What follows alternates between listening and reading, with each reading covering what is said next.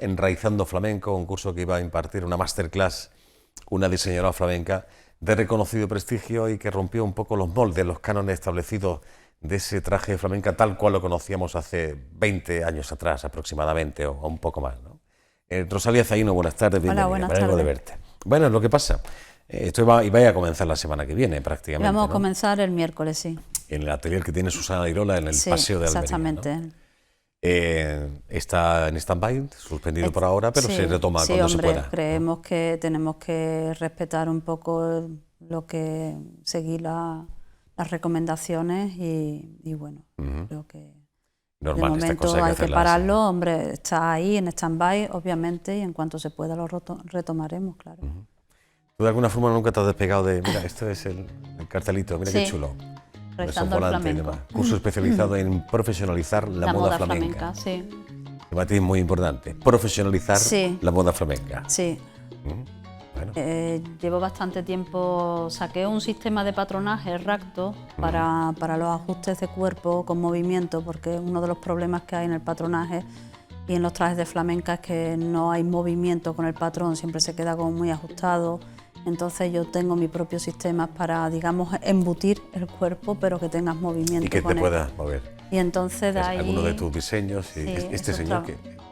Eso es uno de los talleres que di aquí Vale. en el taller de escuela de Susana. ¿no? Ujú. Vale. Y ahí se trabajaba, ese era un workshop de Racto, del sistema de patronaje. Y la verdad es que ha estado bastante bien, estoy dando bastantes cursos también en Málaga, estoy dándolo también en Sevilla, en fin, que estoy intentando... Bueno, Y bueno...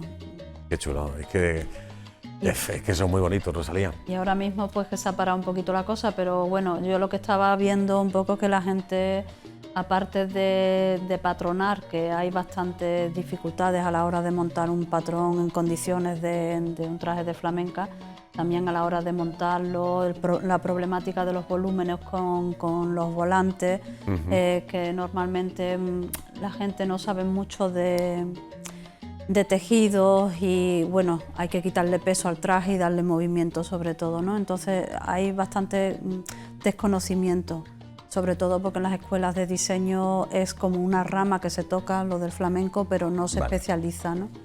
De ahí lo de la masterclass, profesionalizar la moda flamenca, me parece muy acertado. Oye, este racto, este patrón, Sí, sistema de patronaje, patente tuyo, esto es Sí, eso un es invento mío, tuyo, sí. ¿no? Por decirlo Sí. de alguna forma. O sea, antes de racto, cuando una mujer se metía en un traje de flamenca o de faralaes, o llámale como quieras, el movimiento estaba limitado, ¿no? Por Está decirlo de alguna limitado, forma. bueno, tú con una máquina de coser siempre puedes ajustar. Lo que pasa es que luego ni podían andar, ni se podían sentar, ni podían hacer pipí porque no se podían subir el traje. Entonces, una de las cosas que yo empecé a modificar con el sistema que tengo de patronar, dándole un poco de posibilidades a la gente para que no tuvieran que quitarse los trajes en la feria, sobre todo porque por el albero, los cuartos de baño están de pena. Y son trajes, pues como lo hemos estado viendo hace un momentito, pues son trajes muy trabajados, de alta costura y buscando un poquito eso, ¿no? Y así ha surgido un sistema que estoy dando a muchas profesionales, no solamente a personas que están empezando con patronaje, que no tienen conocimiento, sino también a profesionales del mundo de la moda flamenca, porque una de las cosas que enseño es a optimizar el tiempo también, ¿no? Ahora que hablamos tanto en fin, de ajustarnos con los tejidos y tal, pues una de las cosas también hay que ahorrar tiempo, ¿no? Porque muchas veces el traje, todo el tiempo que se requiere a la hora de montarlo, de trabajarlo y todo, pues todo eso es un coste que se lo tienes que añadir, ¿no? Claro. A la hora de hacer un escandallo, a la hora de darle un precio y un valor, ¿no? Sí, pero el resultado es fantástico. Sí, no, la verdad es que está vestido con mucha clase. Está teniendo muy buena aceptación y la gente está bastante contenta y todo el mundo quería más y así surge Enraizando el Flamenco, que es una máster donde también no solamente vamos a enseñar patronaje, vamos a hacer trajes de flamenca, o sea que es completamente práctico, sino que también voy a dar historia, porque es que la gente tiene un desconocimiento total de la historia de la moda flamenca. Cuéntanos un poquito, venga, que a mí me de gusta mucho dónde, esto. cuál es la raíz, dónde comienza, dónde tiene sus primeros comienzos, ¿no? Todo el mundo habla de que surgió en 1848, así, en la feria de ganado en Sevilla, pero yo creo que eso que venía mucho antes, ¿no? Y que no es muy real lo que se cuenta, porque una de las cosas que dicen es que normalmente las aristócratas o las mujeres de mayor posibilidades como que copiaban a las gitanas, ¿no? Que iban a los mercados, pero eso no tiene ningún fundamento porque todo el mundo sabemos que eran mucho más humildes, ¿no? Entonces, bueno, haciendo un estudio, digamos, pues también me he dado cuenta que los gitanos entraron por Levante en España, con lo cual realmente aquí ha habido mucho más gitanos antes de llegar a Sevilla. Yo creo que la influencia fue arrastrándose. Esta parte levantina, ¿no? Exactamente. Entonces yo creo que hay mucho desconocimiento y es algo que a mí me gusta que la gente sepan un poco también de dónde procede el lunar, que todo el mundo se cree que es español, nada que ver. De dónde vienen los volantes, que también todo el mundo se cree que es español, tampoco lo es. Venga, cuéntanos. Entonces, de dónde viene el lunar y el volante, algo tan característico el lunar viene de Checoslovaquia.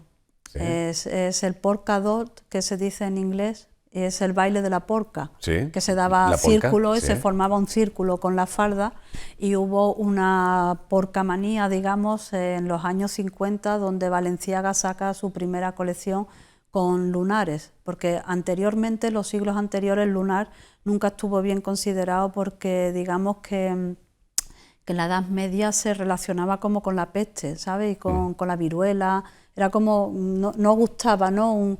Una secuencia así enseguida de lunares porque no, sí.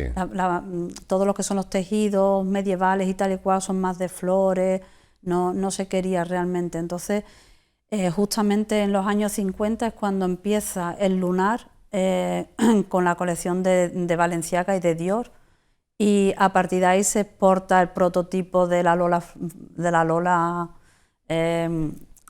Flores con esos vestidos de lunar de galleta, que es un estereotipo, digamos, pero que realmente tiene toda la influencia de lo que ya se llevaba en Europa. Entonces, todo lo que yo he ido estudiando realmente me he ido dando cuenta que desde el magismo, o sea, la época de Goya, que es cuando empieza la influencia en la parte de Cádiz, que Ronda todavía tiene esa influencia, aunque eso pertenece a Málaga, ¿no? Ronda malagueña, sí. Pero todavía sigue habiendo influencia, y desde la corte de Madrid todo lo que era el magismo y todo eso se fue incorporando a la parte de Cádiz, que también era una ciudad portuaria en ese momento, con bastantes poderío, en cierto modo. El magismo tiene que ver con la maja, ¿no? Con la maja, exactamente, con la parte de Goya. Entonces hay mucha influencia, casi toda la influencia del traje de flamenca es externo. ¿Y el volante, Rosalía? El volante viene, los primeros volantes que hay, yo tengo una foto de una escultura de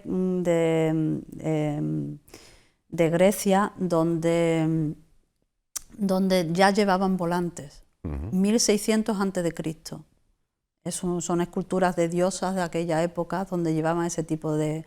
Pero eso se perdió, y luego cuando vuelve a resurgir es con los Landsknecht, se llaman, que son soldados de la corte alemana del siglo de 1479 o algo así, toda la parte de los Países Bajos y tal y cual. Entonces los soldados llevaban como una cosa súper ridícula, aquí un volantito, ¿sabes? Sí, sí. Y a partir de ahí se va incorporando poco a poco hasta llegar al siglo XVII, XVIII más o menos, donde empieza a incorporarse en toda la parte de Versalles, en la corte de Versalles, que luego ya donde tiene el máximo esplendor es en la época victoriana en Inglaterra, donde los volantes eran en plan exageradísimo. O sea que pues fíjate, el traje de flamenca en realidad no es regional, porque no es un traje fijo, siempre ha ido cambiando con el tiempo y hemos ido adoptando todas las influencias externas,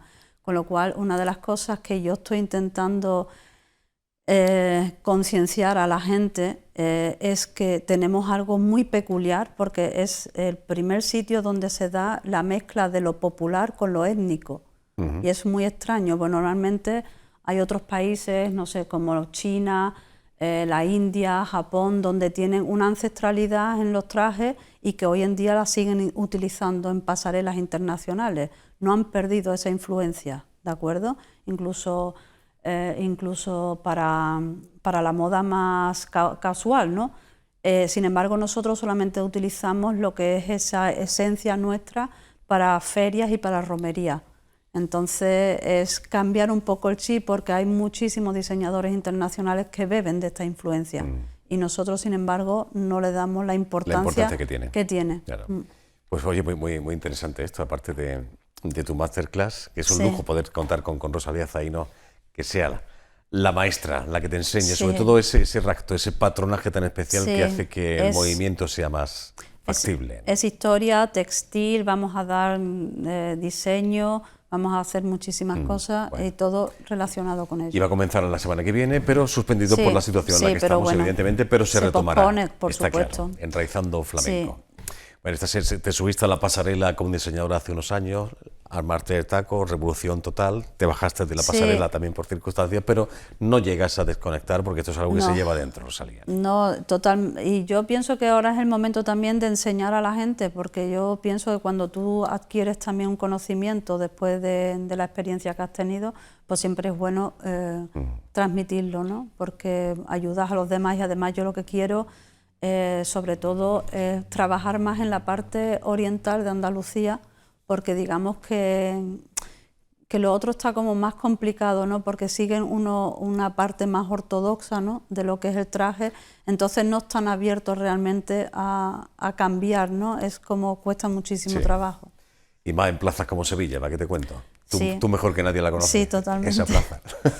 Bueno, cuando se retome este curso, esta masterclass, ya se lo contaremos para las personas interesadas que quieran inscribirse. Por supuesto. Un último apunte. Hablamos de este libro, pero me gustaría... una cosita más, que nos sigan por Facebook, por Instagram, Rosalía Zaino y Susana Lirola, en fin, para que vayan siguiendo para cuando tengamos ya los cursos preparados y eso, para que nos sigan el rastro, digamos. Estupendo. Bueno, tenemos buena cuenta de ello.